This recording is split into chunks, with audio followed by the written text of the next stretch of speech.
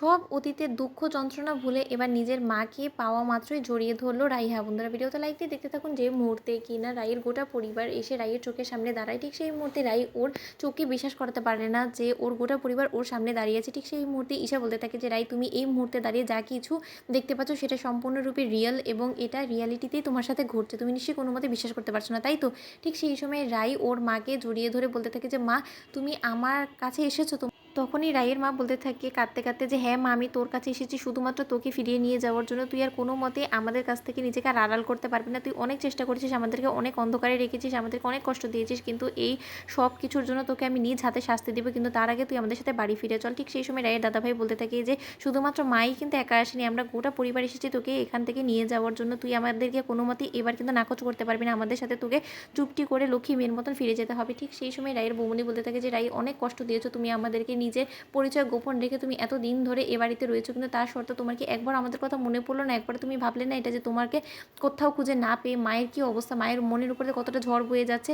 মাকে ছাড়ো, তুমি না হয় মার কথা নাই ভাবতে পারো, কিন্তু আমাদের কথা তো অন্তত ভাবতে পারো। তোমার সাথে তা আমার সম্পর্কটা ঠিক অন্যরকম, তাই না? তাহলে তুমি আমার এবং শ্রোতা আমাদের সকলের কথা ভুলে গিয়ে তুমি নিজেকে একা এখানে সকলের কাছ থেকে দূরে কী করে রাখতে পারলে বলো তো? ঠিক সেই সময় রাইয়ের মা বলতে থাকি যে দাঁড়াও মিষ্টি, সব অভিযোগ যদি এখনই করে ফেলো তাহলে কী করে চলবে? আগে আমার মেয়েকে আমারকে বুকে টেনে নিতে দাও। ঠিক সেই সময় রাইয়ের মা রাইকে জড়িয়ে ধরে অঝরে কাঁদতে থাকবে এবং বলতে থাকে যে এবার যখন তোকে একবার আমি খুঁজে পেয়েছি, এবার কোনো মতে তোকে আমি হাতছাড়া হতে দেবো না। এবার তোকে আমি আমার নিজের আঁচলে বেঁধে রাখবো, তোকে আমি সবসময় আমার চোখে চোখে রাখবো, যাতে কেউ কোনো রকম কোনো বদনজর দিয়ে তোকে আমাদের কাছ থেকে আলাদা না করতে পারে।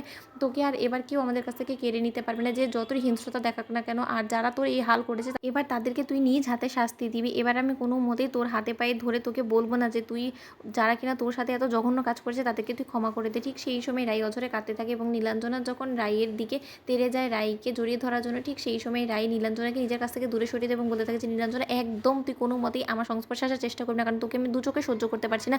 তুই ভুলে যাস না যে তুই আমার সাথে যে ঘৃণ্য কাজটা করছিস সেটা কিন্তু আমি কোনো মতে ভুলে যাইনি। আমার অতীত জীবন সম্পর্কে আমি সেরকম কোনো কিছুই ভুলিনি।